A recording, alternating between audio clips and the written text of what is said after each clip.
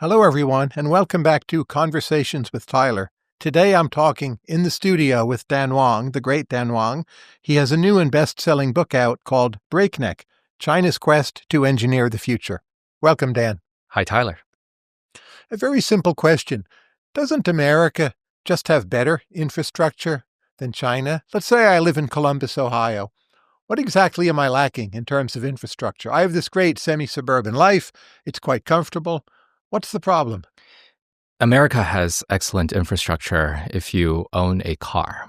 If you are driving every day on the highways into the parking garages to work, that is quite fine. I've never been to Columbus, Ohio. I'm sure its airport is perfectly adequate. I live mostly in between Ann Arbor as well as Palo Alto. And these are cities that enjoy access to two excellent airports, DTW as well as SFO. So all of that is fine. But if we are taking a look at the broader set of suburban living, maybe it is more possible for people to take light rail into the city of Columbus, where they might expect to work. Maybe they should have a little bit better high-speed rail access between, not necessarily everywhere, but what we call the Acela corridor from Boston down to D.C. Maybe we should have better high-speed rail between the Triangle in Texas, as well as a few select locations, probably not between San Francisco as well as Los Angeles. But I think there should also be much better transit options within cities as well, because we are working through these subway systems built mostly 100 years ago now in New York City, which are screechingly loud. The noise levels on BART as well as New York City are sometimes exceeding these danger levels experienced by most people. And so I think that there should be just more options rather than cars as well as airports. But aren't those relatively minor problems? So I agree that we should build more rail, but mostly we're not going to. So we'll improve airports, add more flights. The New York subway is clearly too loud, but part of the American genius is you don't have to live in New York City. Say we did everything you just mentioned. I mean, would GDP be more than 1% higher? I believe that it might be higher, but I think that what is much more important is that quality of life will be substantially higher. So we're not going to do all of this better transit stuff, but why not? Why don't we do it? I think that get everyone a car, or almost everyone. Yeah, I don't know if we should give everyone a car. Tyler, I find it always quite funny that you live in suburban Virginia, which is essentially where we're speaking from now. Really, the most boring part of the country. That's not true, but continue. Well, suburbs mostly. I would say that's the most boring category of American life, is my view. And yet you love visiting these vibrant cities of Asia, these ancient museum-like cities of Europe. Things are highly walkable. Very few people have cars there. Nice twisting roads, as well as excellent rail and subway, high-speed rail. Why don't we live a little bit more nicely, like those Europeans as well as the Asians? I don't see how we could make American cities into European cities. What we have are the very best suburbs. Chinese suburbs strike me as really quite mediocre. They can have excellent food, as pretty much all of China does, but after that, I don't see anything to recommend them at all. And if the idea of your country is to have the best suburbs, which is where the people are happiest, European suburbs, they're pretty ugly. They're generally okay, but they don't have the charm of Europe. And you go to inner cities of Europe, maybe Copenhagen is an exception, but so many of them are somewhat emptying out, and people are living outside of the main central old town or business district, which is becoming increasingly touristic. So suburbs are the future. America just seems like the big winner, and Canada too. Yeah, well, this is where I believe it was a couple of months ago where Peter Thiel accused you on your podcast, Tyler, of being a boomer optimist. And let me echo Peter's wisdom here of accusing you of being a boomer optimist. You grew up in the age of highways, but I think among younger people, among all sorts of people now, there is a much better sense that American cities have been deeply broken for a while. They used to be quite walkable places about 100 years ago before they demolished it, all in favor of highways. Now, I'm not a big fanatic in terms of walkable cities. I'm not a big fanatic in terms of bikeable lanes. But I think there are things that we can do to at least reduce how difficult it is to get around in places like New York City, especially, where going to JFK is an ordeal and leaving JFK is an even worse idea. Sure, we should fix that. Yes, right? let's fix that. Yeah, And then let's fix fix a that. couple of other things too. And then GDP will be 1% higher. Just having congestion pricing and direct rail to all the airports from New York City would be great. So I'll take the 1% GDP. If we think about why China right now has so much manufacturing success, so you have this notion that it's a nation of engineers, the United States is a nation of lawyers. But what if per capita income is simply the main variable? So the U.S. in the 1950s does extraordinarily well with manufacturing. We're poorer, wages are lower, service sector is less developed. Why is it engineers versus lawyers as opposed to per capita income? Well, I think the first thing I want to say is that we can definitely understand China right now as being partially 1950s America. What do I associate with 1950s America? Well, a bunch of things, including a giant highway building spree under Eisenhower, and that is what the Chinese have done. There are kind of these traditionalist attitudes towards work and gender, which the Communist Party is enforcing, minimal immigration, attitude of favorability between both of these places. And so I think that one can definitely understand China as an earlier America. And I also understand China as perhaps an even earlier America at the start of the 20th century, in which the US wasn't doing terrific amounts of groundbreaking science. That was mostly left to the Germans and the other Europeans. There was just a lot of hucksterism going on, and there was just a sense of vibrancy and a can-do attitude, which has partially dissipated now in China, but has been defining China, I think, for the last few decades. So I think that my hypothesis is that China will continue to build much, much more because it doesn't have a lot of these American notions of being super obsessed with financial measures like profitability as well as these other ratios. I think there is something much more common in China as well as the rest of East Asia, where the business leaders are much more concerned about simply market share than they are about having really high profits. And so I think that is an element of China in which they are going to be investing a lot more because they're not targeting exactly the same things as American business leaders. I understand the Communist Party to be possibly the most technology-obsessed large institution in the world. I think that every country in the world would declare that it would like to have a lot of high technology. We can have Canada saying that, we can have Austria saying that, but I think the Chinese really, really mean it because over the last 2 centuries, they've understood part of their self-described humiliations as not possessing technology when the European imperialists, as well as the Japanese fascists, made incursions into China because they did have technology. And so I think they are going to continue investing in all of these different things. And I think there's just so much competition among the industrial companies in China, as well as so much bureaucratic incentive among the state-owned enterprises and the civil engineers who are always planning a next big subway station, a next big high-speed rail link, that they will continue to invest in all of these things. And this is where I think the engineering mindset is a little bit more part of the process. But this critique that the United States is too financialized or too concerned with the bottom line, hasn't recent experience with AI infrastructure and data centers shown we can rise to the occasion? It's not obvious all of that will make money, but we're going to put up trillions of dollars to do it. We're going to do it pretty rapidly. We're way ahead of China, certainly ahead of the rest of the world. The Gulf may end up in the running there. But the U.S. is acting very quickly. We're clearing away a lot of obstacles. Trump administration wants to make review much quicker. Probably they'll do at least part of that. And we're just way ahead of China in the area, and that's the most important thing. Like, why think the Chinese are doing it well? They're obsessed with technology, but because they don't have the private sector involved enough, they make the wrong picks. First, I agree that the U.S. has been doing amazingly well in terms of data construction build-out in particular. And I think we can debate the premise of whether AI is going to be the sharp tip of the spear to be almost essentially the final technology, in which we don't need much more technology after this one. No, that's not what I said. We need plenty more technology. But even then, that would be a different criticism. The criticism would not be U.S. won't take enough chances and build out rapidly. The criticism would be U.S. picks the wrong things, right?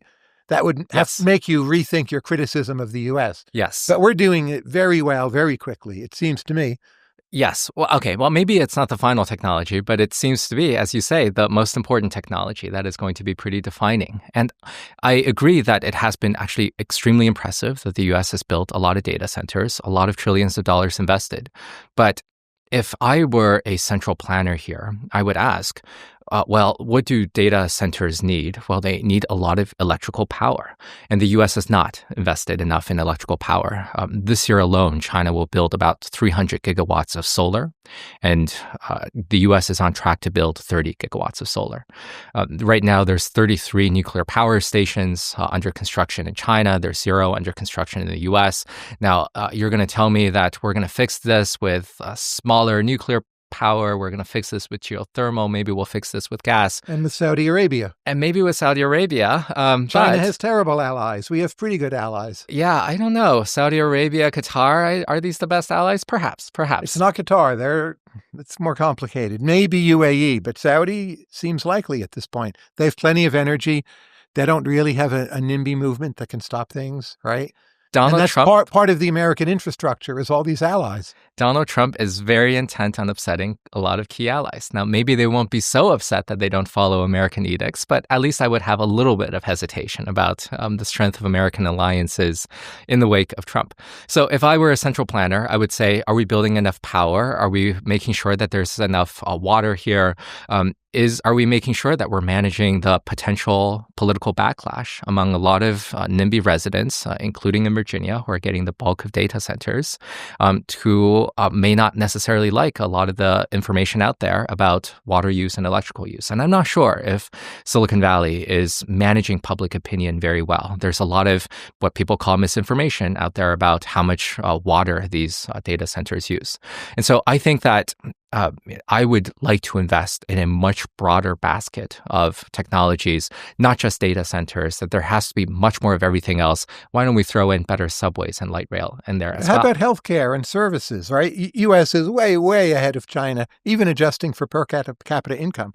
Healthcare is about the worst Chinese sector in terms of quality, corruption, what you have to pay the doctor, how nice it is to interact with the Chinese healthcare sector. Why isn't that the most important thing for people feeling better about their lives? And again, China's at the bottom of the pile, even compared, say, to Mexico. And U.S., I'd say it's a complicated story. It costs too much, but it's some of the best healthcare in the world for at least the top half of the population. It's some of the best healthcare, especially for the top 1% of the population. No, but it's far more than that, right? It is far more than that. I agree with that. But, the healthcare is what? 20% of the American GDP? 17 point something. Okay. But that's a lot, right? That's a lot. That feels too high to me. I feel like we should be wringing better efficiencies out here. Now, I think it seems not high enough, though, by another standard. Like, you only get that much happier moment to moment. But if you live longer, or you have better painkillers, or we can fix your broken hip, right? Your life is a lot better. Why shouldn't it be eventually 30%, 35%? Yeah, I don't know. Should we be spending 35% of GDP on healthcare, double our share? In 30 years, yes. That sounds like quite a lot. So I am struck by the early pandemic experience in which every scientific health organization measured the U.S. to be one of the best prepared countries in terms of managing the pandemic.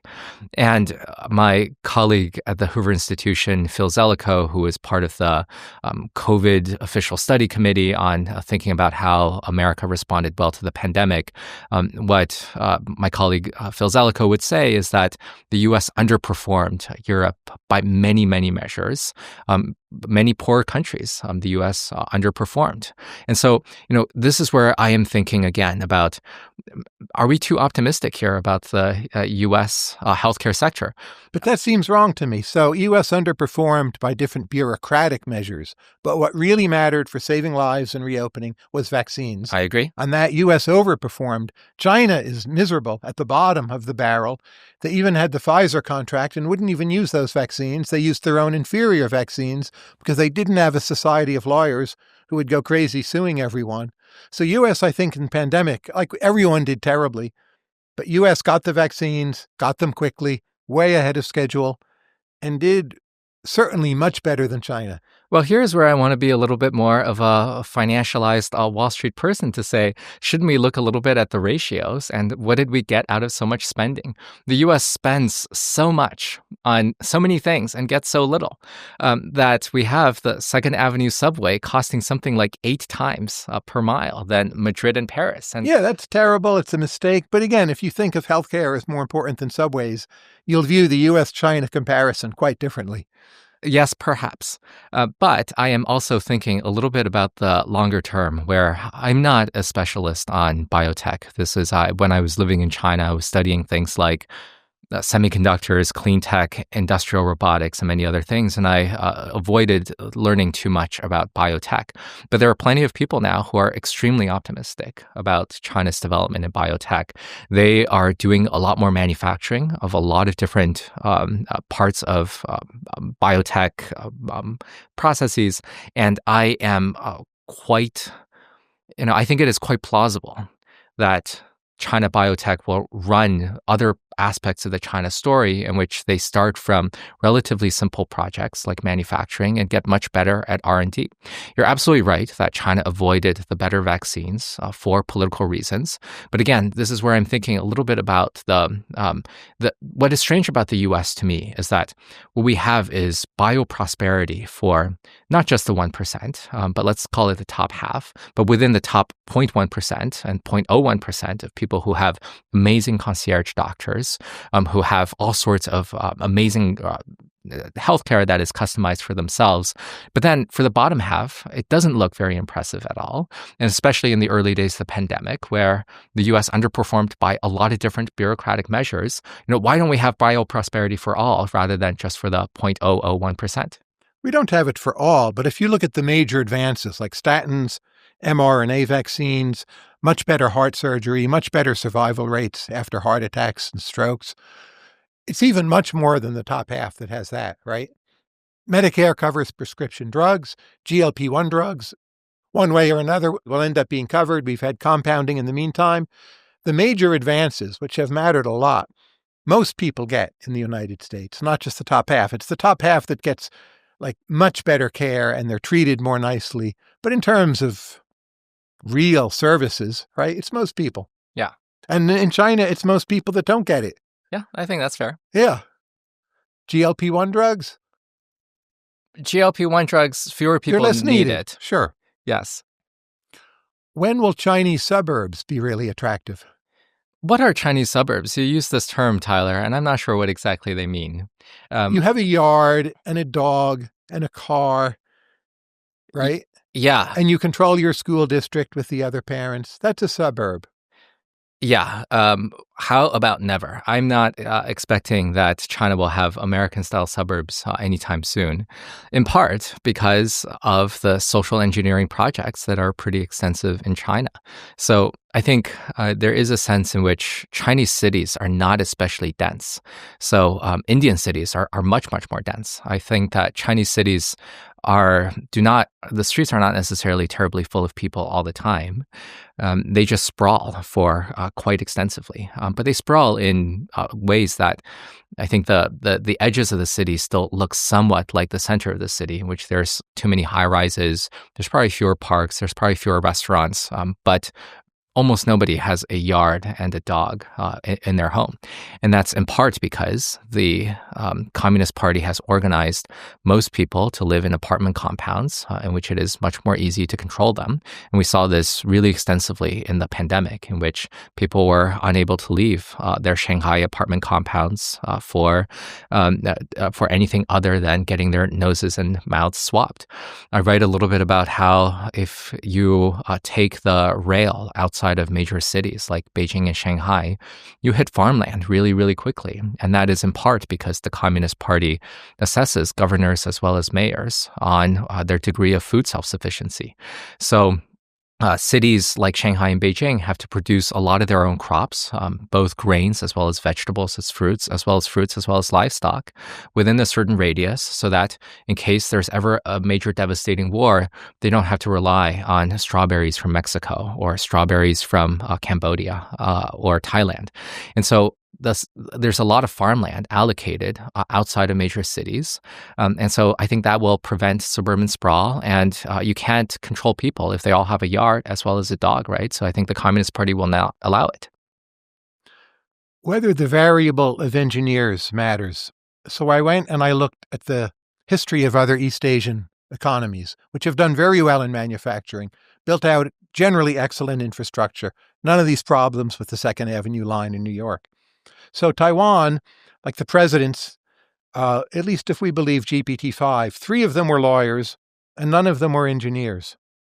South Korea, you have actually some economists, a lot of bureaucrats. Wow. Imagine that. Economists in charge, Tyler. I wouldn't think it could work, but a few lawyers, 1 engineer. Singapore, Lee Kuan Yew, he's a lawyer, right?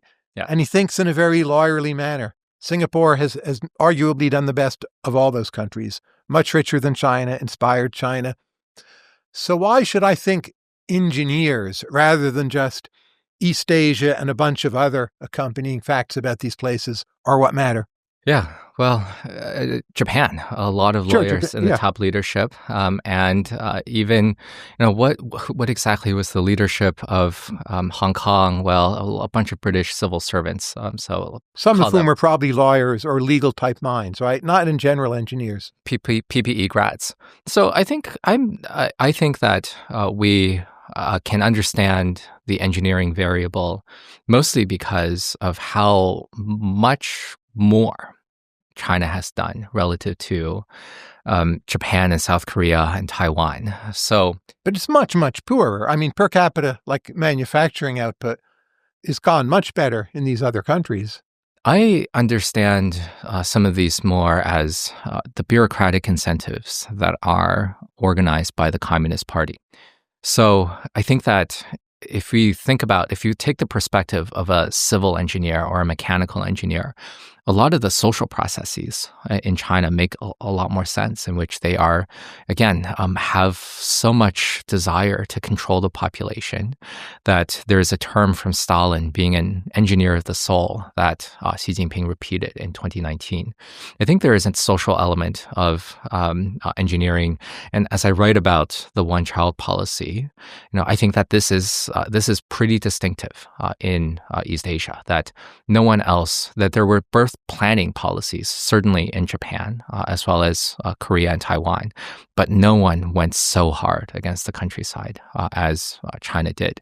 That if we take a look at zero COVID also, that obviously East Asia had pretty extensive pandemic control policies, but again, the China went quite a lot harder at some of these things. You're making me love the lawyers. I love the lawyers myself. I love the lawyers myself, Tyler. So I think that the lawyers are great in all sorts of ways.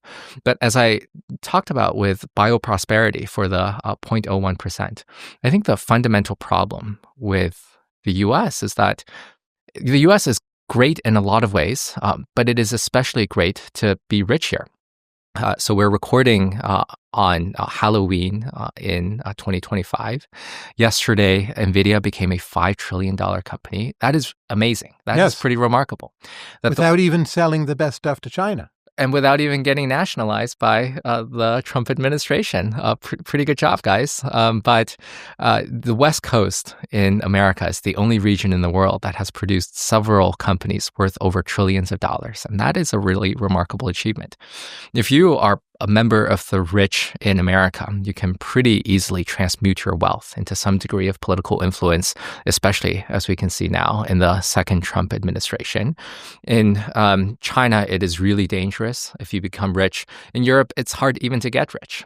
So, what I'm always pushing American elites is to consider that, if you are a wealthy person in Manhattan, you get to live in these skinny high-rises that overlook Central Park. If you're in California, you have a giant home in Atherton, and that feels really good. But I want the subways to be less loud. I want mass transit to work better. Fine, let's improve the suburbs. And I think that what I would love is for the U.S. to be 20% more engineering so that we can have, all of this mass transit, to fix all of the broken manufacturing that the U.S. has. And I would love for China to be 50% more lawyerly, because the Communist Party does not respect individual rights. It strangles the creative impulses of young Chinese who are so funny.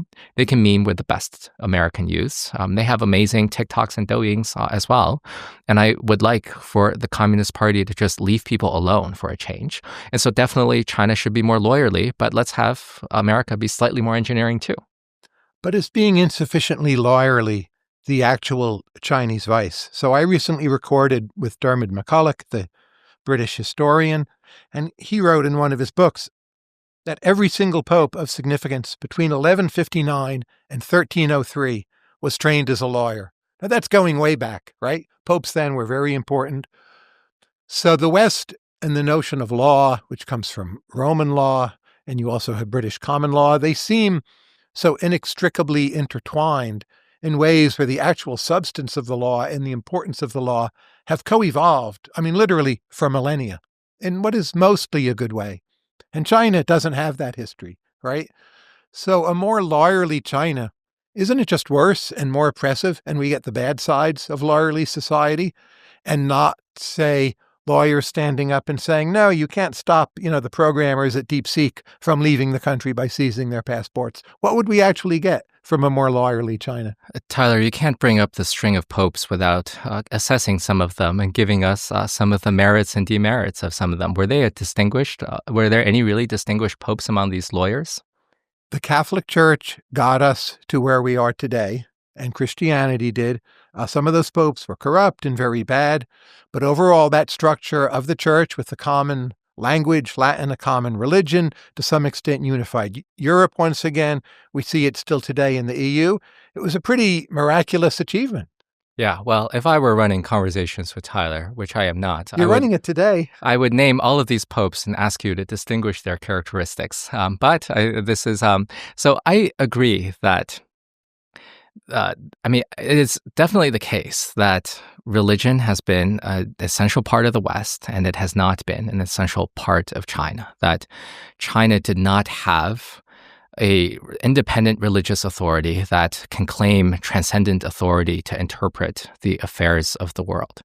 And the emperors did not allow any of these religious orders really to take root and claim higher authority than their own imperial power, that there was no landed bloodline aristocracy in China that was really able to resist the edicts of the emperor. And part of why I think that China has lacked a liberal tradition, which I understand as having constraints on the court imposed by either the church, other religious authorities, the aristocrats or merchants, is because the court has captured the entirety of the intelligentsia through the administration of the exams. And if you wanted to get very far in Chinese society, you had to do very well on these imperial exams, and no one gets far in court by advocating for constraints on imperial power. And so I am interested in having any sort of liberal checks and balances. Call me a classical liberal if you must, Tyler, but let's have some constraints on on government power. And so I think that China would definitely be better if there were some ability of people in the countryside, rural folk, who were able to resist these posses of thugs reaching into a woman's most intimate parts to force them to have an abortion. I think that it would have been better if the Chinese were able to resist parts of zero COVID, because a spokesperson of the National People's Congress once wondered whether the Shanghai lockdown was constitutional. It was announced by press release through the Health Commission, not through national emergency by the city government. Isn't that amazing that the health authorities can simply announce by press release extraordinary, the most ambitious lockdown ever attempted by humanity? This is where I think lawyers could have a difference. I think that China will never be as NIMBY as the U.S. They're never going to get their dogs in a yard.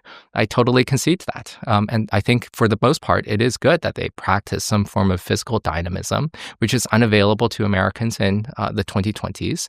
And so I think that on the margin, again, call me an economist if you must, Tyler, but on the margin, there should be a few more lawyerly instincts in China. What do you think? Well, I don't know. Be a political scientist for a moment. As you well know, it was commonly predicted here in the 1990s, for instance, that China would become democratic, just as Taiwan had done. South Korea was in the process of doing. Much of the rest of East Asia, as they became richer, became democratic. China's continued to get richer. No signs of it becoming more democratic. If anything, it's moved in the opposite direction. What was wrong with the original model? Why isn't China like South Korea?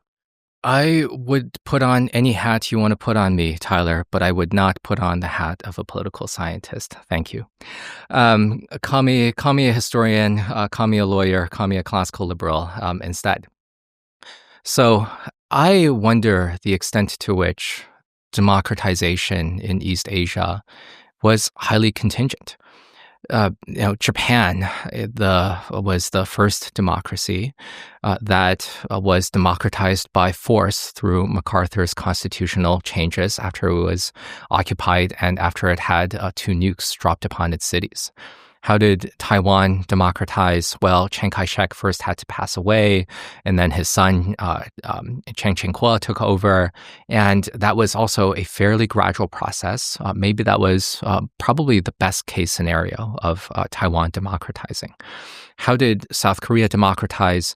Well, Park Chung-hee was shot by his own CIA chief. And then the person who took power after him, Chun Doo-hwan, was much, much more repressive than Park Chung-hee, and he shot students in the streets before he was deposed.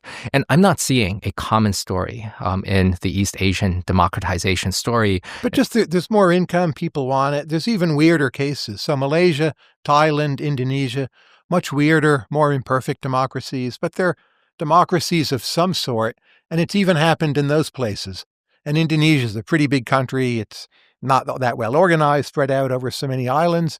There's plenty of other places you can look at. India has stayed a democracy. China does seem like a big outlier. It seems weird to think all of those instances are just accidents.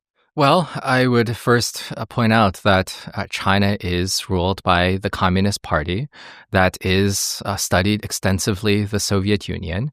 In my view, China has studied 3 institutions in depth. The first institution is the Catholic Church.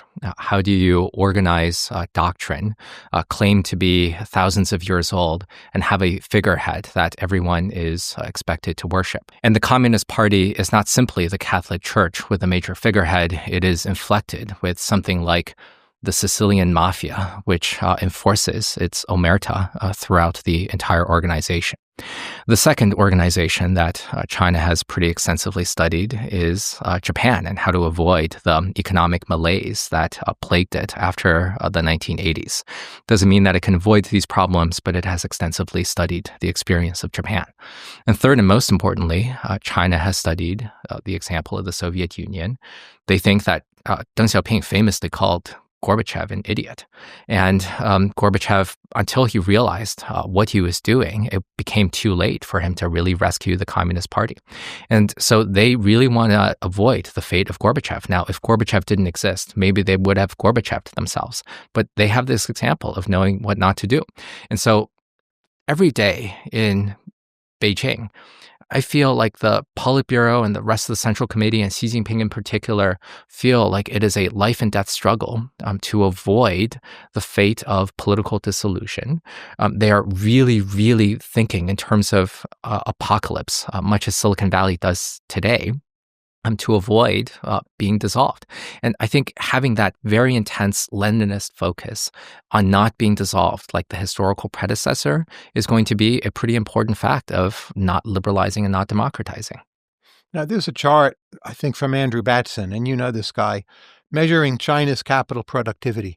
And it shows that capital productivity to be in steady decline. I know these things are hard to measure, but do you agree with that?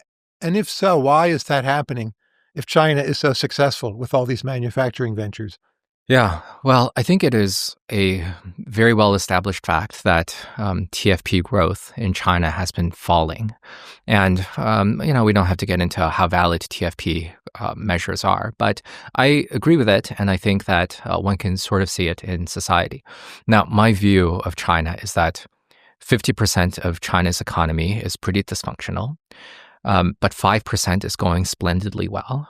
When I became a technology analyst working for Andrew Batson as well as Arthur Krober at Govcal Dragonomics, my remit was to take a look at the top 5% of China's economy. And that is the area that I've always spent most of my time thinking about.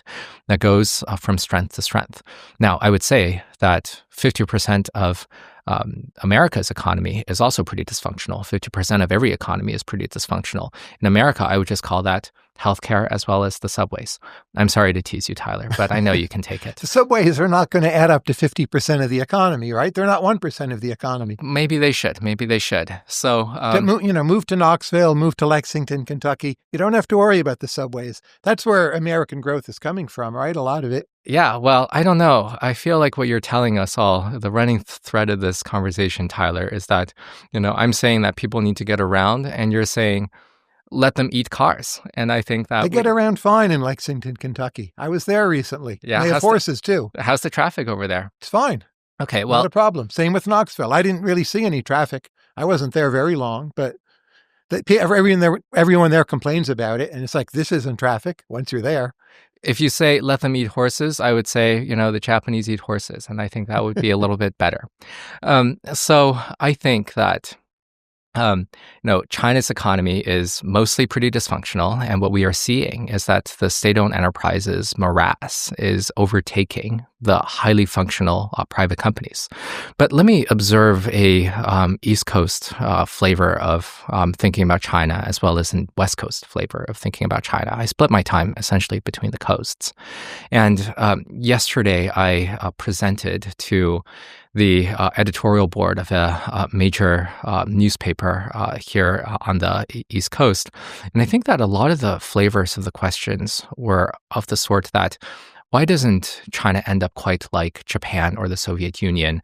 Aren't there all of these reasons for China to fail, whether because of financial crises or the imploding property sector or the long-term demographics? You can go on and on about all of these problems with China. And I think that is very valid to think about. And I think if I were having a China discussion on the West Coast, there would be among the venture capitalist class much more of a focus on thinking, well, how might China succeed? Because they, like me, are taking a look at the superstars and looking at the highly functional parts of the American economy as well as the Chinese economy. And what I am always asking is, well, what if they succeed on being the global center for automotives in the world? Which is likely, right? Which is likely. They're on track to do that. They are on track to, right now they have about a third of global manufacturing capacity.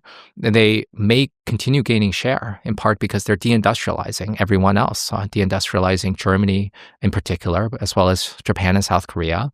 The U.S. has mostly already deindustrialized itself, so it's not in the firing line. But at some point, there will be a second China shock coming for for America's manufacturing industries. They're going to make all the drones. They're going to make much of the electronics. They're going to make much of the munitions. And in that scenario, what would it mean for most of the products that we physically use and touch to be mostly Chinese? And even if that's not true for the United States, that could be substantially true for Latin America, Africa, and even wealthier places like Japan as well as Europe. And they seem to be on track even to be in that, to have that scenario. And so I don't find it too meaningful for the West to take a look at declining capital productivity and declining TFP growth writ large when it is the successful industries that really matter. But how worried should we be about that scenario? So I understand that a China that powerful arguably can take Taiwan relatively easily. That might happen anyway. Beyond that, I don't view China as an extremely expansionist power. They want the world to pay homage to them. Some of that already has started happening. But how bad a scenario is that? I think this is something that specialists can debate, and the extent to which China is expansionist. Now, I think I agree mostly with you that China is not extremely expansionist. No PLA troops would ever take the state of Oregon. Why would they take Oregon? What would they do with it? And we have nuclear weapons, among many other things. I don't think that American troops will ever occupy Shandong province. What would they do with that? So then there's a more limited case of, okay, if China is fully dominant in East Asia, and it can regularly... That's a tricky word, fully dominant. Japan is going to be Japan, right? They're going to resist Chinese influence in a number of ways. They might buy a lot of Chinese products, but Japan will be fine. They'll militarize more if they have to, right? China won't be fully dominant in Japan. They never have been. How about Malaysia? If the leaders of Malaysia and Vietnam regularly have to go to Beijing to kowtow for the emperor's pleasure, how much of a threat do you think that is to American imperial power? I don't know. I'm asking you. So Malaysia, I can see. I think Vietnam has been prickly forever. The U.S. didn't beat them. China didn't beat them in the late 70s. They will be a funny kind of holdout. They may win some manufacturing share at the expense of China over time. I don't think they'll be dominated. Singapore. They will have to kowtow. Okay. Is it a major threat to American power if Singapore has to kowtow? It's very bad, and it's certainly bad for Singapore.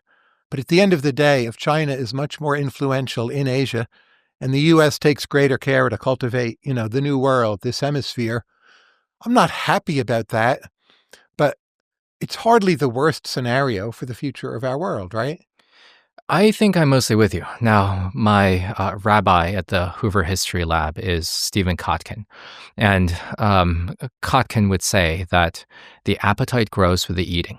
And so what if they first seize Taiwan, and then Singapore has to kowtow, so goes Malaysia, and then they decide to seize Japan because they can, because Japan... No, they can't seize Japan. Japan will just build nukes. And the U.S. will protect Japan, even if they don't protect Taiwan. I think that is likely. So I think that the case for Chinese expansionism is more limited. I don't think that they will be extremely expansionist. And then the question for the experts is, to what extent should the U.S. defend, a country like Singapore and Malaysia from Chinese influence rather than American influence? If I think about the spectacular record of Chinese economic growth, and this is not only in the nation of China, but around the world, my unconfirmed hypothesis is that a lot of it is due to the fact that Chinese ex ante, before they were rich, already had high IQs. Whether that's this tradition of education, the exam system, earlier urbanization in mainland China, whatever. But the Chinese started off quite smart relative to their per capita income. So when other better developments came, they could just keep on growing without obstacles in a way that, say, India has not managed to do. Agree or disagree? Maybe. I will say that Chinese, to me, seem extremely responsive to incentives. You put an incentive in front of them, and they will maximize everything out of it. So Chinese, to me, are a super pragmatic people. It's funny. I was working with the healthcare system. My wife and I were navigating some of the healthcare system at the University of Michigan, and by the time that we spoke to a nurse with obviously Chinese accent, we could tell that she was Chinese, and then it was clear that she was kind of the truth teller among all of the nurses in the system that was able to help us navigate. Oh, this process is good. That other process is not so good. Maybe you should consider doing things with this doctor. And so I feel like, what I enjoy about a lot of Chinese is that they're totally pragmatic, that if you throw up an obstacle in their way, they will simply, rather than be aggrieved about the obstacle, they will think about, okay, well, how do I navigate around this obstacle? Some of the Chinese I know have not even been all that upset with President Trump's jerking around at the visa statuses around H-1B. They simply understand, oh, the rules have changed and now I need to pivot. And so this is also something that I think speaks to some of these Chinese attitudes where Xi Jinping and the rest of the Communist Party is able to generate a lot of economic growth simply because it has been pretty easy to be a Chinese official in the last 20 years, mostly before Xi's era, in which the bureaucratic incentives were simply to maximize GDP growth and minimize the mass incidents, which is the Chinese euphemism for protests. And so you got a lot of GDP growth because that was what the bureaucratic incentives were.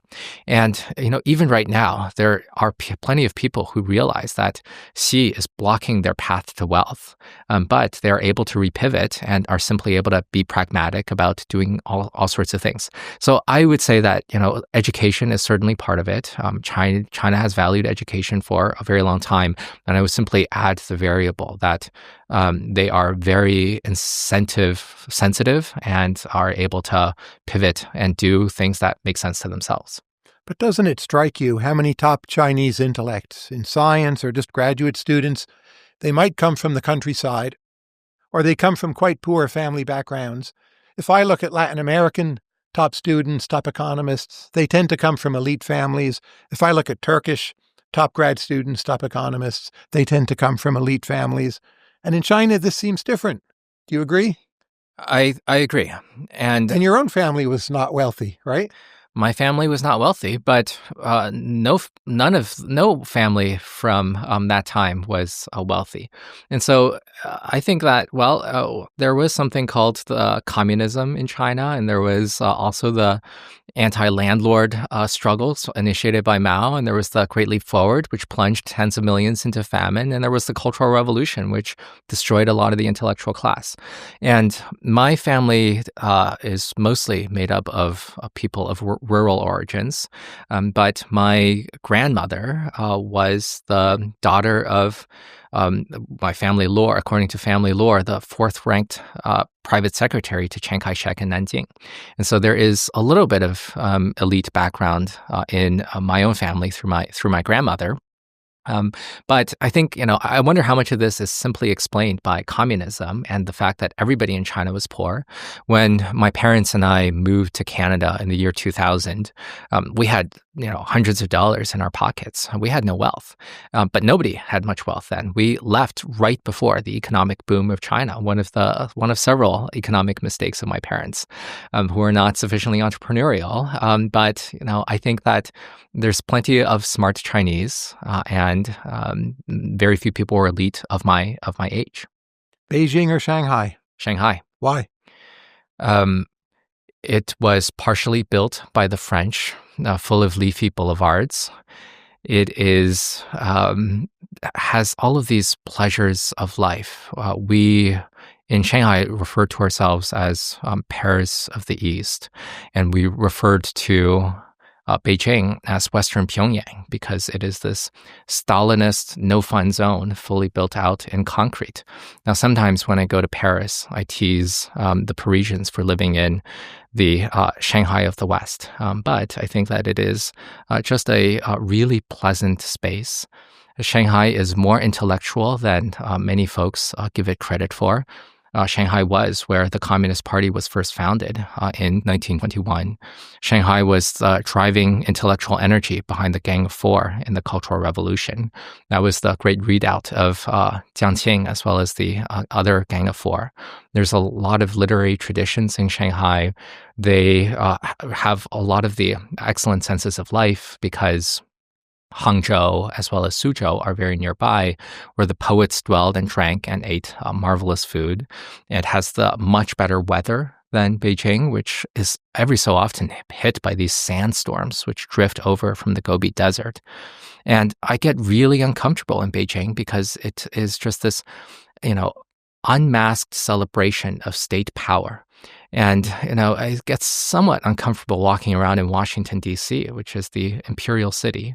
And I am much more attracted to the pleasure center of China. Chengdu or Chongqing? Chongqing is the more cinematic city.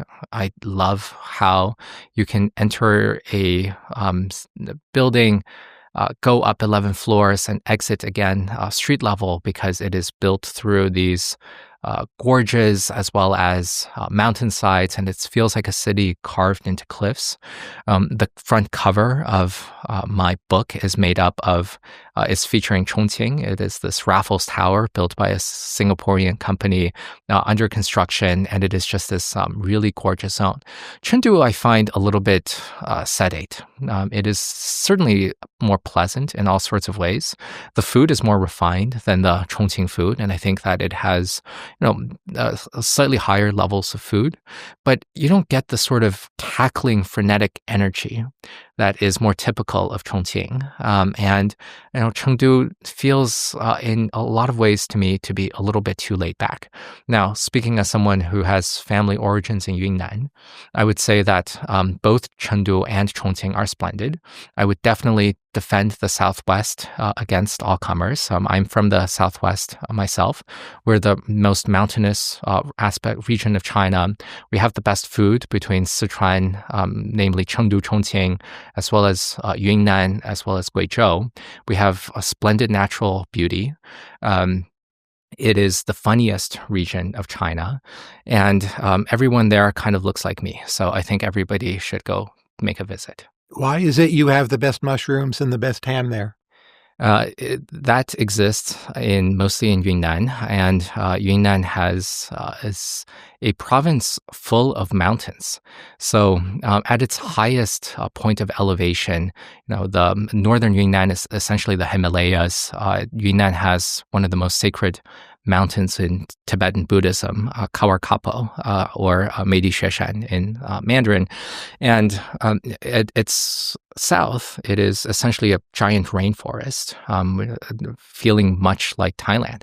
And when you have these extraordinary climactic zones, you have a lot of salt deposits in central Yunnan, which is where Deng Xiaoping's wife came from. Deng Xiaoping's wife was the daughter of a major ham merchant.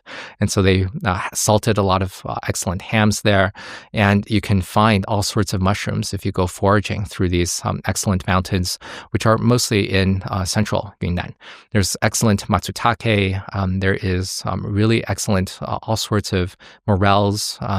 I have gone mushroom foraging extensively with my family when I'm visiting my aunts and uncles, and I have been poisoned only 3 times. The first time was when I had a spate of vomiting. Second time was a fever. The third time was pretty bad. I hallucinated for about 3 days after taking some bad mushrooms. But it can be kind of dangerous in Yunnan because people really love mushrooms there. Every year, something like 20 people die from taking the mushrooms, mostly because the mushrooms are very smart. Sometimes the poisonous ones look just like the normal ones, and they're quite smart and adaptive. Tyler, what is your ranking? Beijing or Shanghai, Chengdu or Chongqing? I prefer Beijing. It has a better visual arts scene. The state power there, I don't like, but to me it's more interesting than the commercial nature of Shanghai, which I feel I can find in many places. I like the fact that in Beijing I can get food from many different parts of China. In Shanghai, I'm never quite satisfied with the spicier foods of China. I get that it has better Cantonese food and southern flavors than what you would get in Beijing. And Beijing does seem to me more bookish, better bookstores, and nonetheless more intellectual, just as an outside impression. And the big ring roads, they're terrible for walking, but once you're in a neighborhood, it's quite good for walking. And there's so many excellent restaurants, and you can just stroll around. And the fact that it's scary, I don't feel scared. I agree that Beijingers are much more fun to talk to. The Shanghainese can be, I think that the funniest two parts of China are first the Southwest, which is Sichuan, Guizhou, as well as Yunnan, and second, Beijing. Beijingers are so much more funny. And I think that the Southwest is funny, Beijing is funny, Shanghai is not funny. The Shanghainese can't crack good jokes. I don't really understand what's with that. And so if we can somehow just bring all of these Beijingers and throw them into Shanghai and then perish the Shanghainese up to the north, I would feel quite fine with that. And I prefer Chengdu to Chongqing. I think Chongqing is visually spectacular in a way few other parts of China are. That's fun for me. But the greater refinement of Sichuan proper, Yes, that's the true. Tibetan part of Chengdu is quite interesting. I agree. It feels like an older city in a way. Again, I'm not sure I would prefer to live there, but as a visitor, it's more different for me. Tyler, what does it say about us that you and I have generally a lot of similar interests in terms of, let's call it books, music, all sorts of things. But when it comes to particular categories of things, we oppose each other diametrically. Like, I much prefer Anna Karenina to War and Peace. I prefer Buddenbrooks to Magic Mountain. And here again, you oppose me. What's the deal? I don't think the differences are that big. So, for instance, if we ask ourselves, what's the relative ranking of Chengdu plus Chongqing compared to the rest of the world? We're 98.5% in agreement compared to almost anyone else. So when you get to the micro level, the so-called narcissism of petty differences, obviously you're born in China. I grew up in New Jersey. It's going to shape our perspectives. Anything in China, you have been there in a much more full-time way, and you speak and read Chinese, and none of that applies to me. I'm popping in and out as a tourist. And then I think the differences make much more sense. It's possible I would prefer to live in Shanghai for essentially the reasons you mentioned.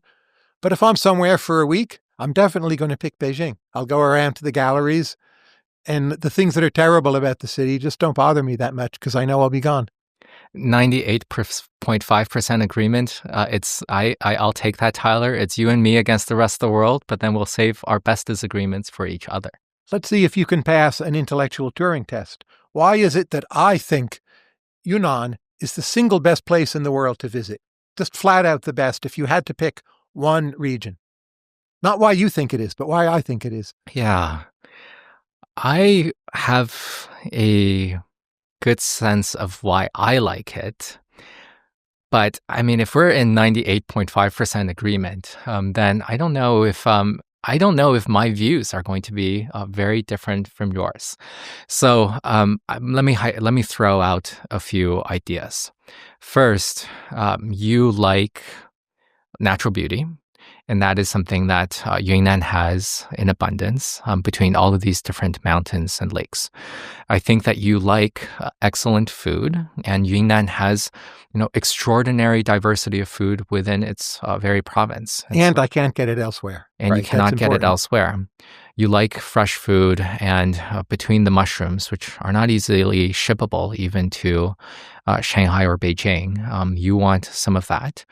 You like a lot of ethnic diversity, and Yunnan has about half of China's official 52 ethnic groups in the country, which you have Tibetans again in the north, and all sorts of Mosuo people. There's the Dai, there's the Jinua, all sorts of people in the south. You are interested in thinking about geopolitics, and Yunnan is important for that because Yunnan will control a lot of the major waterways. There's 3 major rivers that have their headwaters in Yunnan. The Yangtze flows from there, and so does the Mekong, which will flow south through Vietnam. And Yunnan is a great place to dwell on geopolitics because it is the part of the country that is most facing Southeast Asia. There's now a high-speed rail connecting the capital city of Kunming to the capital city of Vientiane, which you can go through a lot of different regions there. And I think that there is also some pretty decent visual art culture in Yunnan, in part because during the Second World War, major parts of the nationalist government retreated to Chongqing, and there was a big satellite in Kunming as well, in which they try to bring a lot more elite culture into the Southwest. So between the natural beauty of food, visual arts, am I missing anything here? Well, perfect weather you've left out. Okay. And it also means you can visit any time of year, which for me is important because I can't get there that easily, right? But you don't disagree that it's excellent weather. Oh, it's perfect weather most of the time, yeah. Some parts are relatively pro-American, you could say. Yes. Not a major factor, but certainly not a negative. So we agree, right? Did I pass the intellectual Turing test? You passed with flying colors. Excellent. You did better than I could have done. Okay, perfect. So maybe it's higher than 98.5%. Very good. But War and Peace is still clearly better than Anna Karenina, which is more of a mono novel and less complex and sprawling, right? I think I prefer perfection a little bit more than you do. I think this is why I prefer Mozart to Beethoven, that there is no musical question that Mozart did not solve to perfection, and that Buddenbrooks is a more linear novel than The Magic Mountain. Buddenbrooks is a remarkably Confucian novel because it is so much focused on family virtues and punishing the unvirtuous. And I think that Anna Karenina is just a much stronger love story than the story of Natasha Rostov. And what can James C. Scott explain about Yunnan? I guess the South in particular. I am a major Scott head, and I think that James C. Scott helped clarify my own views of Beijing in particular. So I think that James C. Scott's most popular work, Seeing Like a State, is also unfortunately his, I would say, weakest work. It takes... We agree on this too. Okay, very good. It is an extensively centralized view that he likes to criticize, and it's kind of a systematic view of human society. And I think that by far, James C. Scott's very best work is The Art of Not Being Governed, in which he did extensive field work in Yunnan, as well as the broader zone of Southwest China and Southeast Asia, which is heavily mountainous, an area that is larger than Western Europe. Zomia is an academic term he borrowed from French academic Pierre Clastres. And it is kind of this major zone where people decided to hide out from the state, whether this was the Burmese state, the Tibetan state, and overwhelmingly the Han Chinese state. These people practiced escape agriculture, planting cassava, which is underground, or potatoes, as well as maize, which can grow in higher elevations, rather than planting grains like rice or wheat. And they have stronger oral cultures so that they have greater ethnic malleability. And I think reading through all of that made me appreciate my status as twice an outsider. First, as someone from Southwest China, which is an economic backwater even today, hiding out from the state, hiding away from the imperial gaze from Beijing, as well as the excessive commercialism of Shanghai. I am, much more skeptical of Beijing's power than I think someone who would just celebrate the grandeur. So you're a regional thinker, as I am. I am a regional thinker, and I submit that my region of Yunnan is slightly different and slightly more mountainous and more interesting than New Jersey. Wouldn't you agree? New Jersey is more intellectual. You're very close to New York City. You have access to the entire northeastern seaboard, New England, mid-Atlantic region. So they're both very interesting.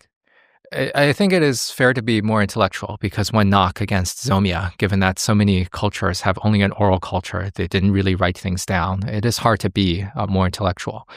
I feel like I am also an outsider in the United States by virtue of having grown up in Ottawa, where for many of us Canadians, we thought that the United States is kind of the luminous center of the world. And then coming over to living in New York City as well as San Francisco, the two cities that I know the best. Again, let's not get into these screechingly loud subways. Let's not get into JFK. They're two of the most dysfunctional parts of the country, of course. And it is also where the two of the most intellectual parts of the places where a lot of the highest paid people choose to gather. San Francisco is streets are full of syringes, and the transportation really does not work so well. And I am critical of major aspects of China because I am an outsider within China, and I am critical of major aspects of the United States because I'm an outsider in the U.S. as well. Now, one of the things I struggle with Scott, and I was at Yale University, but I regret that I was never had a chance to chat with Scott before he passed away. But something that I've wanted to ask him is something that I try to grapple with myself. You can accuse me of enjoying elite cultural products like the opera and Mozart, as well as great books like Buddenbrooks. And I am sure that Scott is an extremely intellectual person, and he is not some sort of illiterate farmer walking bare feet among the mountains of Myanmar. And he was a professor at Yale University, which is also a quite elite place. And so something that I grapple with, and I wonder how he grapples with, is how do you embrace some aspects of elite culture while also prizing running away from the state? And I don't have a good answer here. Can you supply one for me, please? I'm not sure there's an answer to a question like that, but I think you can simply do it. So a lot of elite culture is quite revolutionary. Maybe it's rebelling against things that no longer existed. But you mentioned Mozart and Beethoven. They were revolutionaries in their time. Beethoven in particular, a classical liberal. Mozart, some kind of Freemason, which was also a classical liberal view. And there's something about the music that is quite life-affirming, even when with Beethoven it's stormy or pessimistic or can get you down. And our current ruling elites are not exactly enamored of such things for the most part. So I think it's easy to just do both. Yeah, well, Donald Trump doesn't like the ballet? I have no idea, but if you think of rulers in general, especially in the United States, France, for instance, might be different. They're quite removed from what you and I would consider culture, for the most part. Really? Macron doesn't go to the... No, France is different, Okay. I believe, yeah. But the United States, for sure. Right? Quite removed from what you and I would consider high culture. Right. A few senators, maybe not, but the House of Representatives, no way. It's country music, right? I guess, yeah, maybe the United States is, maybe this is a difference between the US and China. The United States is much more governed by its Zomia-like residents who are much more rural and who have a little bit more contempt for elite culture, and that is different from Japan, Europe, as well as China. Our cities never served the same civilizing functions that they did in many other parts of the world. Virginia doesn't even have cities. That's right. It's one of the best things about it as a state. Virginia Beach is not a real city. Fairfax County is not a real city. Richmond, I don't know, it's a few 100,000 people. It sort of feels like a small real city. It's just not that important. Now, let's say you're designing a 10-day trip through Yunnan for our listeners, and say they don't speak any Chinese, not really, but they have ChatGPT and they're a bit adventurous. Where should they go? What's the trip like? If you have 10 days, I would say that you can cover quite a lot of Yunnan from the south to the north or vice versa. So you can go to Xishuangbanna in the south, which is my favorite corner of Yunnan, which has a lot of remarkable ethnic diversity. You have certain ethnic groups that essentially dwell within one mountain, and they have a lot of their own customs and rites and practices, as well as some of their own language and a lot of their own cuisines. It is where the Mekong River flows. Essentially, it is the first major city that flows along the Mekong, which takes the meltwater from the Tibetan Himalayas that flow down. And it is tropical rainforest. You can get excellent mango, durian, all sorts of tropical fruits. It is my favorite region of China to eat. You will have some grilled fish, a lot of quite spicy beef, as well as other meats. What I like to do is to just have a really big lunch. And then for dinner, I will buy a variety of tropical fruits, whether that's mango, durian, a lot of other things as well. And then you can drive. And to get from Kunming to there, like how hard is that or how long does it take? It is only a 4-hour train, high-speed rail. This is the other great thing about Yunnan. You have extreme exoticism and diversity, but infrastructure is quite good. Maybe below par by Chinese standards, but you get around quite easily. Yeah, how about that infrastructure, Tyler? It's Maybe amazing. It's good for something, right? Good for the tourist. I love it. If you drive a bit further north, you can stop by in Kunming, but I think that is probably the least interesting city in Yunnan. It's the administrative center. They've torn down a lot of their interesting historic buildings. You can drive a little bit through central Yunnan, which has some of the best mushrooms, but I would go further north immediately. The twin cities of Dali and Lijiang have been treasured for a long time. Lijiang now, I think, is fully broken. Now it has really dramatic snow mountains. It has these snowy, close to Himalayan-like peaks. But as a town, it has totally hollowed out through commercial culture. Dali is a city that I love. This is where my wife and I spent 3 months when Shanghai was locked down. It is a city that reveals itself to those who properly live there. Its mountains are not quite so dramatic. It has a wonderfully big lake, but it has excellent community. It has excellent Gemeinschaft, and there are many people brewing coffee there, and I'm trying to maintain the local biculture very, very well. And it is a lot of where cosmopolitan Chinese, as well as some foreigners, like to spend a lot of their time. And so Dali itself will not reveal to you if you are simply passing through, but if you had a few months to live there, that is the corner of China that I would live in. It's also where my parents met in the 1980s when they were sent down as college graduates to go teach the local Bai people. It was a tremendous adventure for them. So that's a personally interesting place for me. And then I would go to the extreme north, past Shangri-La, which is, again, a mostly touristed out city. It has some important monasteries, but Shangri-La was so fully embraced commercial tourism that it renamed itself about, I think, like 20 years ago, to be this mythical land, essentially to capture a bunch of tourists in this very cynical ploy. But the best part and the most beautiful part of Yunnan is in extreme north, in which you're running essentially into Tibet. There are no travel restrictions throughout that part of Yunnan, where yes, there are some travel restrictions, I believe, still remaining for a part of the extreme westernmost parts of Sichuan, which border Tibet. But it is possible to go to some of these Tibetan monasteries, as I have, and listen to some of their chants and visit these extraordinarily beautiful snow mountains. Now, if I had 10 days, I could travel through all of that. Otherwise, I would just park myself for 5 days in Xishuangbanna, visit some of the local villages and mountains there, and then fly north as far as you can go in Yunnan, and then spend some days among the Tibetan praying monks there. One difference between us, I enjoy seeing Chinese tourists. For me, it's novel. For you, you're trying to avoid it, right? Yeah.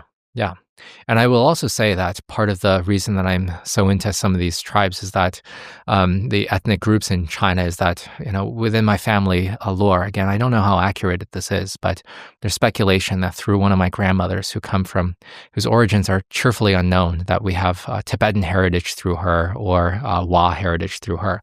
And so again, in that sense, although I would officially be categorized as a member of the Han majority in China, there could be that there's some Tibetan or Wa in me.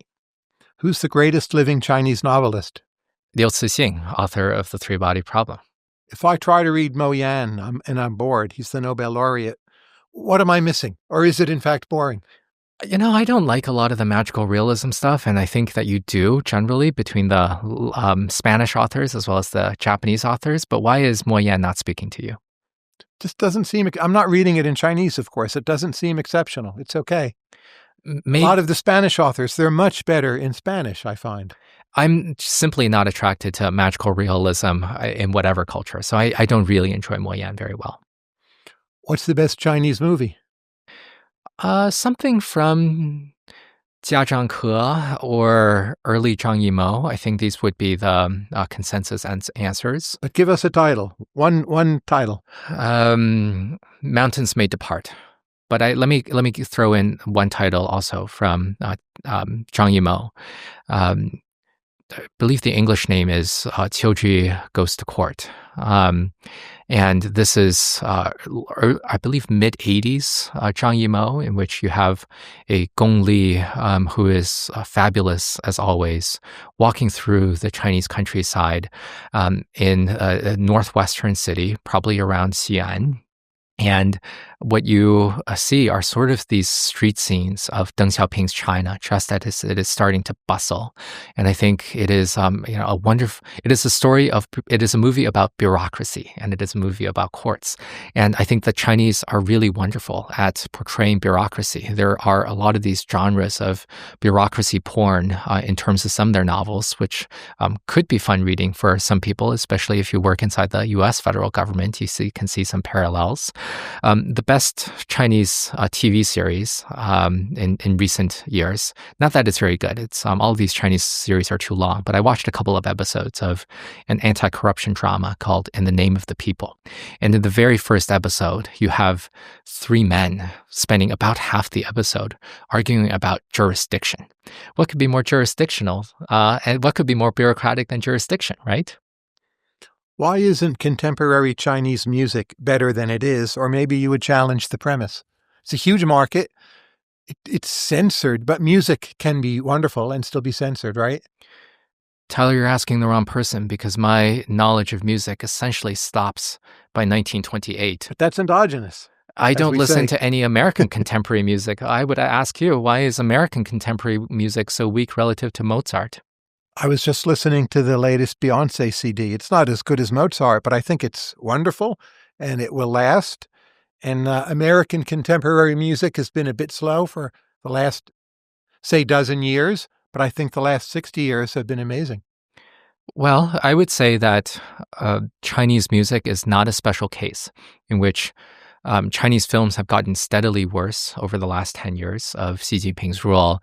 You have the top art house movie director, Jia Zhangke, being openly frustrated about the censorship regime, that there is this clear preference in China for ballads, which are a holdover from basically the communist days plus the canto pop that was imported from Hong Kong.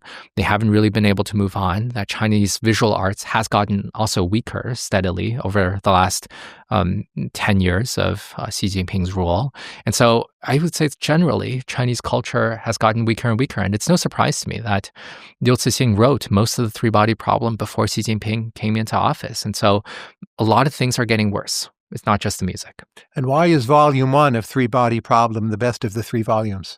It is the most Chinese of the three. It integrates discussions of the past much more effectively than the second volume. The third volume, to me, felt mostly like rubbish. The second volume is so much more forward-looking. I do enjoy the second volume quite a lot. I think the second volume is totally excellent for being a really great science fiction novel. There's themes and discussions of strategic deception, a very Chinese sort of a theme to pick up. But because, the strategic deception is everywhere in the first volume as well. The prominent scientist who doesn't even tell anyone that she alerted extraterrestrials to conquer humanity. And it integrates the Cultural Revolution much more effectively. And it is also a rollicking good police drama as well. The top cop, the detective in the first volume, is just such a recognizably Beijing character who is competent, funny, full of humanity, also has to obey orders when his superiors tell him what to do. These marriage markets in Chinese parks, the parents come, or maybe grandparents, they hold up ads for their kids. How effective are they? It's very effective for the parents who feel like they're doing something for the kids. I am not sure that they have actually produced a lot of excellent marriages. Now, I think that one thing that China clearly does so much better than the rest of the world, especially America, is that it is great to be an old person if you are in China. You go out to the park.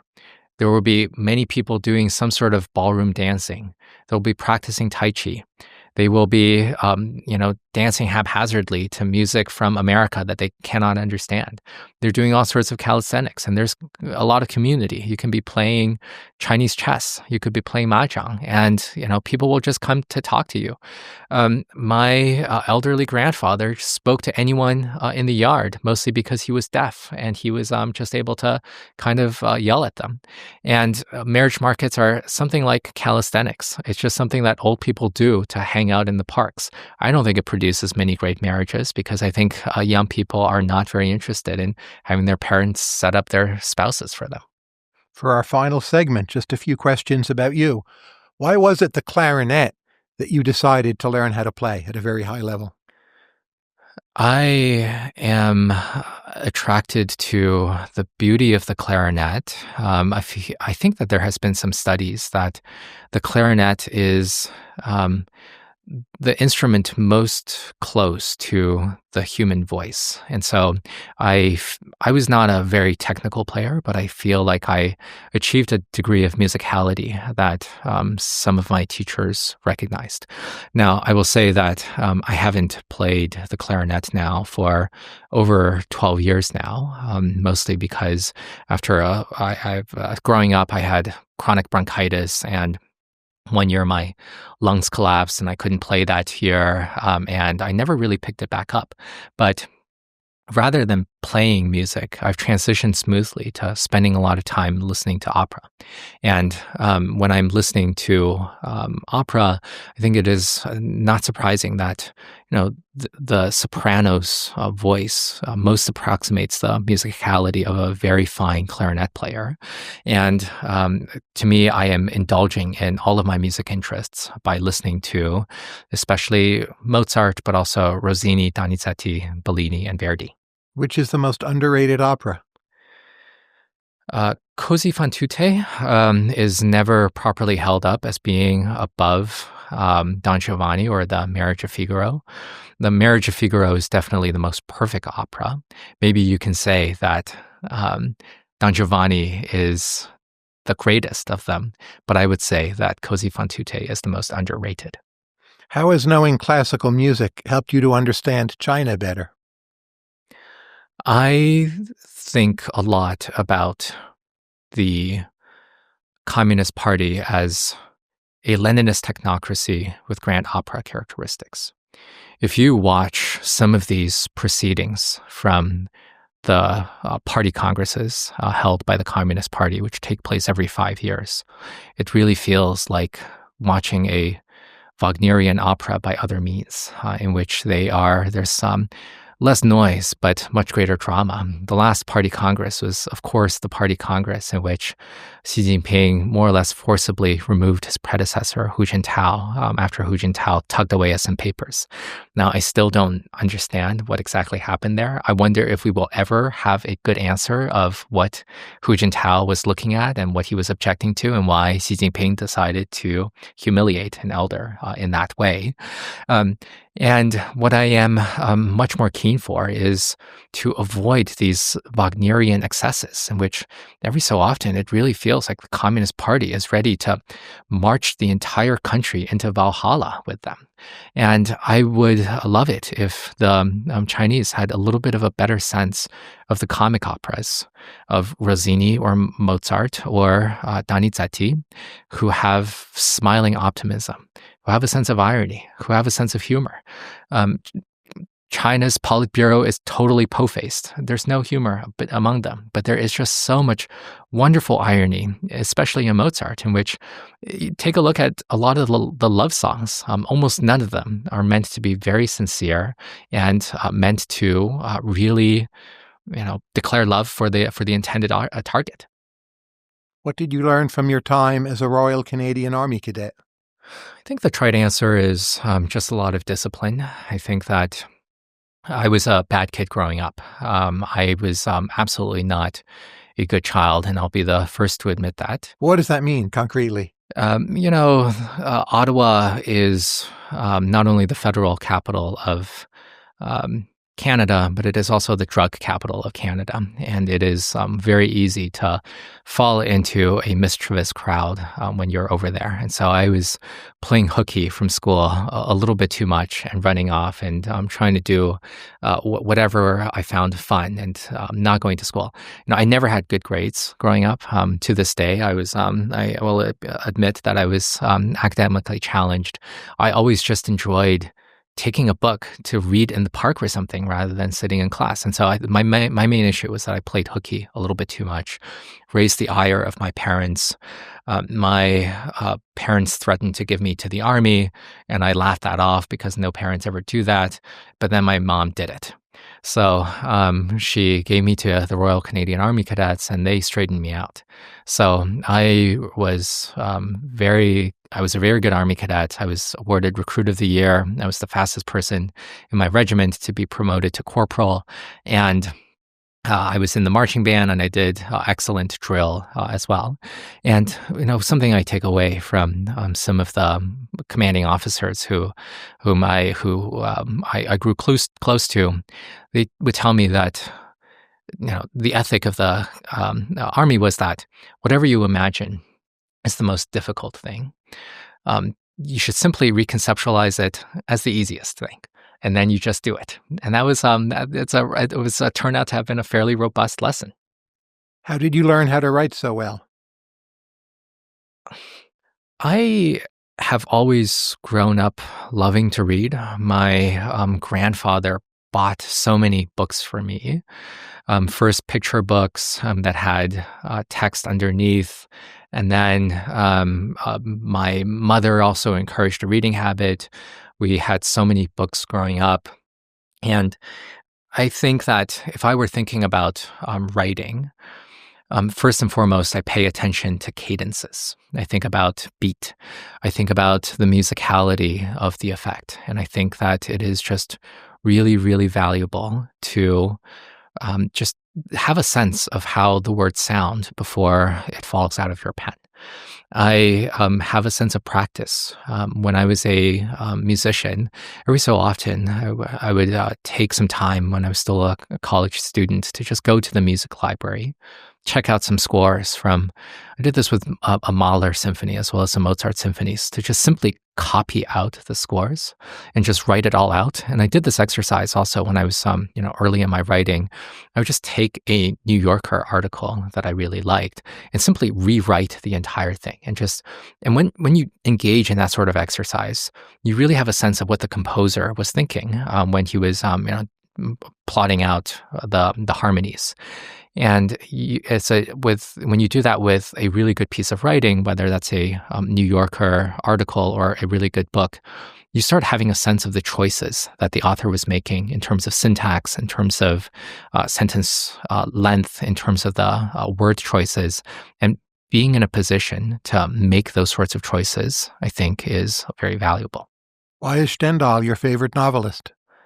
Stendhal is someone who loved voluptuous excess, like one of his heroes, Rossini. I think a lot about the wonderful musicality of Rossini. The Barber of Seville is a great place to start. Rossini also wrote these comic operas that sound a little bit strange today in terms of only their titles. The Italian Girl in Algiers, or the Turk in Italy. But even these have just these, and these were early operas. I mean, he composed them, I think, in his early or mid-20s. But they are so much fun to listen to. The voice mixing really bursts when you have excellent singers. And then you have some really excellent late works, like the Comte, which is Rossini's final opera. Very underrated. Very underrated. Yes. Very underrated. It's very silly. But do you know what I'm talking about with the final trio, which lasts about 10 minutes at the very end? Do you know that I would part? have to hear it again. But it is these voices encircling and entwining, which I think is one of the most beautiful parts of opera ever. And this is something that I would that I sometimes listen to on loop when I'm writing, because there is just remarkable beauty. Stendhal loved Rossini. Stendhal mentioned the Count Henri in my favorite book, my favorite novel, The Red and the Black. I reread The Red and the Black when I was living in Copenhagen this summer, wondering whether it would hold up. It was my fourth time rereading it. This was one of my mother's favorite novels as well, and she gave it to me to read. And I think that The Red and the Black still holds up very well. It is a story of ambition, of an extraordinarily ambitious young man who has to choose between trying to join the army or trying to join the priesthood, and then making these ridiculous errors in love, and gets humiliated along the way, attends a performance of the Comte Henri, and ends in a great tragedy. But along the way, there are some just these very voluptuous descriptions of love, and it is all the while very funny to boot. What do you think of Stendhal? I like him very much, but I've never loved it. Yeah. It feels distant to me. So that's a notable difference between us. Stendhal has had some very passionate fans. John F. Kennedy read a lot of Stendhal. Robert Alter, before he translated the Torah, wrote a biography of Stendhal called A Lion for Love. And I think one other remarkable thing about Stendhal is just that he inspires passion among those of us who appreciate the Italian ecstatic commitment to the art of song. I will reread. Before the last two questions, let me just plug your book again, which I was very happy to have blurbed. Dan Wang, it is Breakneck, China's Quest to Engineer the Future. Final two questions, possibly related. First, what do you want to learn about next? And second, what will you do next? I would really like to curl up on my couch and read a lot more novels, follow the Henry Oliver, Hollis Robbins Great Books program to just read a lot more authors. I have a lot of history books that I am very keen to read, and follow along the Stephen Kotkin program for reading a lot of excellent histories. These are the two genres that I am most interested in thinking about. And I think I am thinking in terms of my professional life, having more extensive following along evaluation of the U.S.-China competition. And I am trying to come to a net assessment of what is going on between the U.S. and China, what is competition, coexistence, the contest really look like over the longer term. And I think that this is going to be something that we're all living through, something I have some perspectives and views on that I think is going to be fruitful for thinking about the future. Tyler, I want to ask you that you have had these really remarkable pivots throughout your life. You had your PhD in economics from Harvard. You studied under a great advisor, Thomas Schelling. You published in top economics journals. You were an early economics blogger. You have been doing all sorts of new things related to Marginal Revolution University, emergent ventures. Now you are doing a lot of things on AI. You've started this extraordinarily successful podcast, which I've always felt we should maybe rectify the names here rather than having this be called conversations with Tyler. Maybe we should call this interrogations by Tyler. That's fine. Maybe sometime we should we should have a rebrand of this. But how do you decide how to pivot, how to be an early blogger, how to continue learning new things? For me, it's quite arbitrary and based on whim, and I simply feel I need to start doing or continuing something, and there's no grand strategy or plan behind it. It's gone well for me. I But that's suppose I endogenous, trust my right? instincts, right? Yeah, my instincts are endogenous. To have no grand strategy, but to always be able to pivot like that, that is still a grand strategy in itself, no? If there's a new thing it seems I can learn or should learn, I'll want to do it. You could call that a grand strategy, like to become an information trillionaire. It's kind of a grand strategy. So different things pop up. You figure this is an effective way to learn. Travel would be part of this. And so I do it. I guess that's my grand strategy if I had to describe one as such. But it's not predictable what I'll be doing, say, 4 years from now. I actually think it will be pretty close to what I'm doing now, but I'm not sure of that. I could imagine doing more with AI, but the AIs are good enough. I'm not sure at that point what my contribution to them might be. Something like emergent ventures, it is something that you started. Did you imagine that you would have built out a great network of folks to build out the marginal revolution extended universe of so many people that you have been able to support? When I started it, I thought it would be a small thing that would be over in 6 months. And clearly that was wrong, completely wrong. Now it's 7 or 8 years and we have over 1,300 winners. I thought there'd be sort of 15 winners. They'd be really great. And then that would be it. And I'd go back to doing things I was doing before then. But of course, that's not how it's gone. My final question, and then I'll stop hijacking your conversation. How have large language models changed the questions themselves that you ask on conversations with Tyler? Often, many of us love to joke about these hyper-specific questions that you ask people that, frankly, often could be better answered through AI, through GPT-5 than the people themselves. How do you think about asking some of these questions after large language models are arguably better at providing some of these answers? I think of a good podcast as it being about the drama of the unfolding of the conversation. So again, I recorded this very good episode with Dermot MacCulloch, the British historian who's written on the Reformation, history of Christianity. And I don't think the audience, or even me for that matter, cares primarily if the GPT-5 answer is better. What they want to learn is his way of thinking about things. And they will get something out of that. It will be real. It will be vivid. They might end up disagreeing with his sort of very liberal Anglican perspectives on history, but they'll have figured out what that perspective is.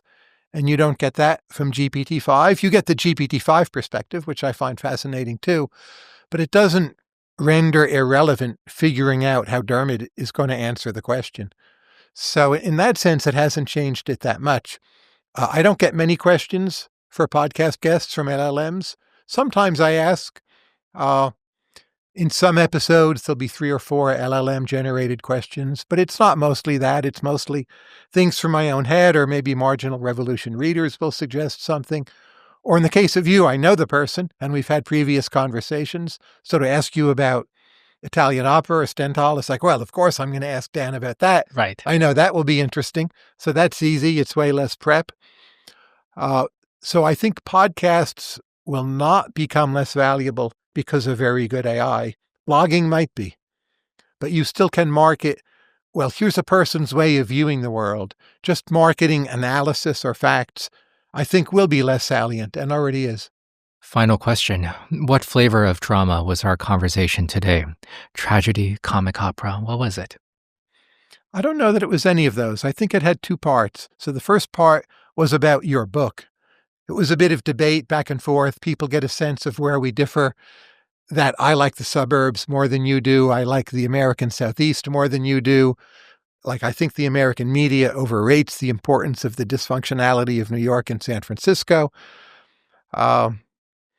We went through that in a way I think both of us found a bit predictable, but was necessary to do. And then we had all these other parts. I don't haven't heard most of your other 50 interviews, but probably you didn't speak very much about Yunnan, right? Didn't speak about Italian opera, didn't speak about volume 1 of the three-body problem. And I knew that would be, for me, the better part of the podcast, but the readers need both. And we ran over time. That was on purpose. And it was a switching thing. So not a single mood. I don't know what opera you would compare that to. Maybe it's Fidelio in a way, right? I'll take Fidelio. When you have these excellent recordings like Christa Ludwig singing about at the very end, it is the very end of Fidelio always moves me. Dan, thank you very much. Tyler, thank you very much.